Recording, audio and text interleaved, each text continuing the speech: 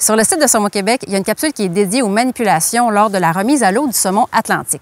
Mais celle que vous allez voir à l'instant, on parle d'équipement. Alors avec Amélie Thériault, on a fait le tour de la question et on a regardé ce que ça prend comme équipement en fait, comme pêcheur conscientisé et s'assurer de faire de belles remises à l'eau.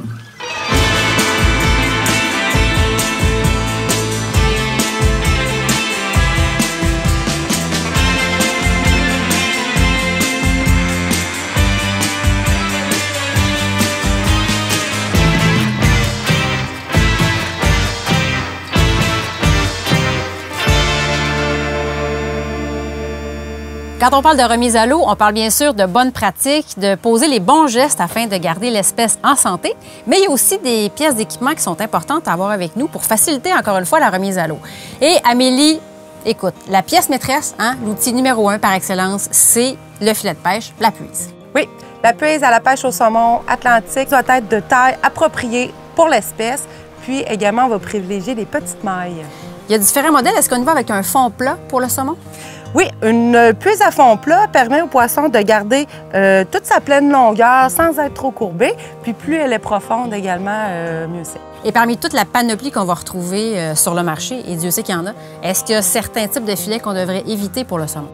Oui, il y a des filets à très grosse maille qu'on va essayer d'éviter ou avec des nœuds. Le saumon pourrait se prendre une nageoire, puis en se débattant, bien, ça pourrait le blesser. Donc c'est vraiment à éviter. On se met dans la situation. Il est là. Il s'en vient là, le saumon. C'est le temps de le puiser. Donc oui, on a cet outil-là avec nous, mais comment on procède justement pour faire la bonne manipulation? Puis ça va avoir quoi aussi comme impact de puiser avec un filet, justement, de capturer avec un filet pour, encore une fois, protéger le saumon? Oui, bien le filet là, permet de raccourcir les combats de manière vraiment significative. Puis comme ça, bien, ça assure une meilleure survie là, au saumon. Je pense que tu as convaincu tout le monde. Ça prend une puise, assurément, quand on va pêcher le saumon. Est-ce qu'il y a d'autres accessoires qu'on devrait aussi privilégier ou certaines qualités ou types d'équipements qui vont nous aider, encore une fois, pour la remise à l'eau? Oui, bien, c'est sûr qu'on pense à la canne à pêche. La canne à pêche, elle, doit être d'un calibre assez élevé là, pour permettre un bon contrôle sur notre prise. Puis, une canne de pied numéro 8, là, c'est vraiment un standard. Ensuite, bien, le fil, là, le monofilament, le bas de ligne, lui aussi doit être d'un calibre plus élevé, donc à peu près un 12 livres de résistance, c'est approprié. Puis ensuite, bien, le moulinet, lui, doit être équipé d'un frein qui permet de ralentir là, quand la soie sort et donc de garder un meilleur contrôle, encore là, pour réduire la durée du combat. Parmi toutes tes sorties de pêche, tes longues années d'expérience de pêche à ton actif, tu as certainement vu des comportements un petit peu moins adéquats pour la remise à l'eau, entre autres. Puis c'est pas par mauvaise volonté de certains pêcheurs. Souvent, c'est on le sait pas, on n'y pense pas. Qu'est-ce qu'on devrait éviter aussi comme geste ou peut-être même accessoire pour la remise à l'eau?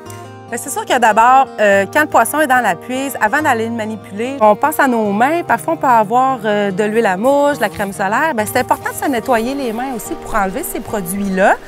Puis, parfois, on pourrait penser qu'avoir des gants, ça pourrait être bénéfique pour le saumon, mais non. En fait, c'est mieux d'avoir un contact de notre peau à sa peau. Comme ça, on peut préserver sa muqueuse naturelle qu'il y a sur le poisson, puis ainsi éviter de le blesser, évidemment. Aussi, parfois, si l'hameçon il est pris vraiment profondément, on a de la difficulté à l'enlever, on peut utiliser nos pinces, mais également pas avoir peur de couper le bas de ligne puis laisser la mouche là. Il n'y a pas de problème, il va s'en remettre également. D'où l'intérêt d'avoir un coup de fil, bien entendu. Oui.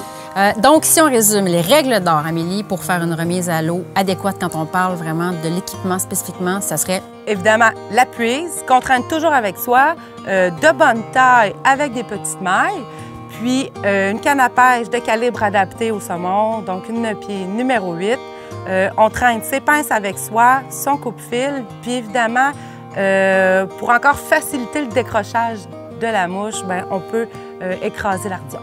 Avec tout ça, je pense qu'on a tout ce qu'il faut pour faire une remise à l'eau comme il se doit, dans les bonnes pratiques. Et comme elle l'a mentionné un peu plus tôt aussi, partez pas sans votre puise, parce que ça va être votre meilleur ami quand viendra le temps de puiser le poisson, justement. Même si vous êtes tout seul, vous allez certainement rencontrer d'autres pêcheurs qui seront peut-être jaloux, mais vont quand même vous aider à sortir le poisson de l'eau. Bonne pêche tout le monde!